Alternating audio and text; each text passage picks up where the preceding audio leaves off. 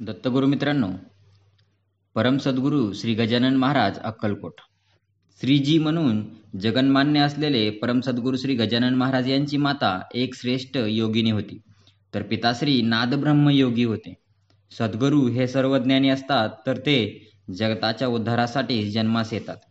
हे तर परम सद्गुरू त्यांच्या जन्मापूर्वीच जगनियत्याने त्यांचे पदरी एक अद्भुत बालक जन्मास येणारे अशी पूर्वसूचना दिली होती, आणि हीच सूचना परत जन्मवेळीच अज्ञात शक्तीकडून देण्यात आली आणि जगताचा तारणहार व मार्गदर्शक जन्मास आला.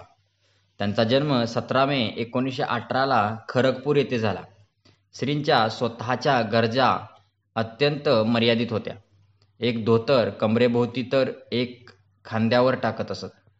त्यांच्या अधिकतर वेळ ध्यानधारणेत एका लाकडी स्टंडवर बसून घालवित असत. त्यांचे भक्त सर्व भारतवर्षातूनच नव्हे तर जगताच्या कानाकोपऱ्यात विखुरलेले आहेत. त्यांना वेदाचे प्रथम आकलन व ज्ञान झाले. त्यांना याच काळात आत्मज्ञान झाले. ते म्हणत, मुक्ती ही फक्त आपल्या परमेश्वराचे चरणाशी पूर्ण शरणागतीनंतरच प्राप्त होते.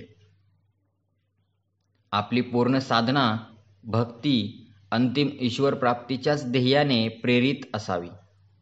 27 सप्टेंबर 1944 दसरा या दिवशी श्रींनी त्यांचे गुरुचरणाशी शपथ घेतली.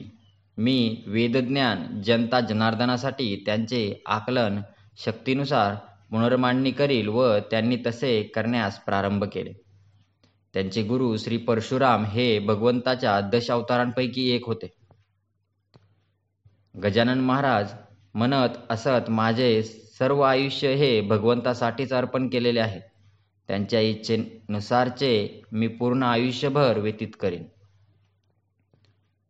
भगवंताला जो मार्ग जनता जनार्दनाने अवलंबावा असे वाटते, तो फक्त माझ्या माध्यमातून भगवंत करवून घेतो. आपण सर्वच भगवंताचे गुलाम आहोत.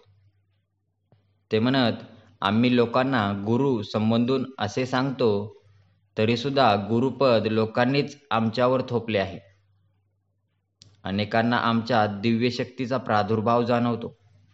अनेकांना अनेक दिव्य चमत्काराची अनुभूती जाणवली, पण आम्ही या चमत्काराचे कर्ते नसून फक्त प्रत्यक्षदर्शी आहोत.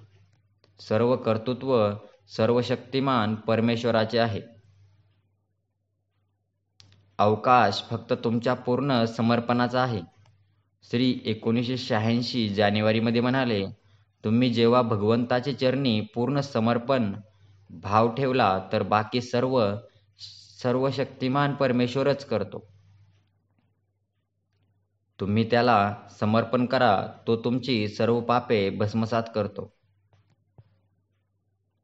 सूर्योदय सूर्यास्तावेळी केले या अग्निहोत्राने वातावरण शुद्धी व पूर्णतपेची समर्पणाची स्थिती निर्माण होते. सूर्योदयाच्या वेळी सूर्याय स्वाहा सूर्य इदं मम प्रजापते स्वाहा प्रजापते इदं मम. सूर्यास्ताच्या वेळी अग्नेय नमः अग्नेय इदं मम प्रजापते स्वाहा प्रजापते इदं मम. सूर्य म्हणजे आपणास दृष्टीस दिसणारा सूर्य नव्हे. अनेक सूर्य या मंडलात आहेत. त्यांना व त्यांच्या कर्त्या प्रजापतीस हे समर्पण. आपल्या शेजाऱ्यास आपतास परमेश्वर स्वरूप समजा. त्यांच्यावर प्रेम करा. त्यांचा जन्म मे 1918 व 25 डिसेंबर 1941 त्यांना आत्मबोध झाला. हे दोन्हीही दिवस तपोवन अक्कलकोटमध्ये साजरे केले जातात. गजानन महाराजांना कल्की अवतारच मानले जाते. त्यांनी कायम मानवतेचा व प्रेमाचाच संदेश दिला. त्यांची वेदविद्येची द्वारे सामान्य जनांना उघडून दिली. अनेक वर्षापासूनची सत्ययुग व सत्यधर्माची पुनःस्थापनेचा त्यांनी प्रयत्न केला. त्यांचे पिताश्री स्वामी शिवानंद हे शिवावतारी मानले जातात, तर माता योगिनी या गायत्री अवतार मानल्या गेलेल्या आहेत. त्यांचा निवास राजिमवाले येथील राजपरिवारातील मानला जातो. त्यांचे पोटी आलेले गजानन याचा जन्मच जगाला सत्य व प्रेमाचा मार्ग दाखवण्यासाठीच मानला जातो. परमपूज्य उपासनी बाबा यांचा आशीर्वाद योगिनी मातेला गर्भावस्थेतच खरगपूर येथे प्राप्त झाला. श्री भाऊसाहेब शिंगवेकर साकोरीत वेदविद्या शिकवीत ते गजानन महाराजांचे आजोबा होते. श्री स्वामी समर्थ शिष्य परमपूज्य बाळाप्पा स्थापित श्री गुरुमंदिराच्या गादीचे ते उत्तराधिकारी होते.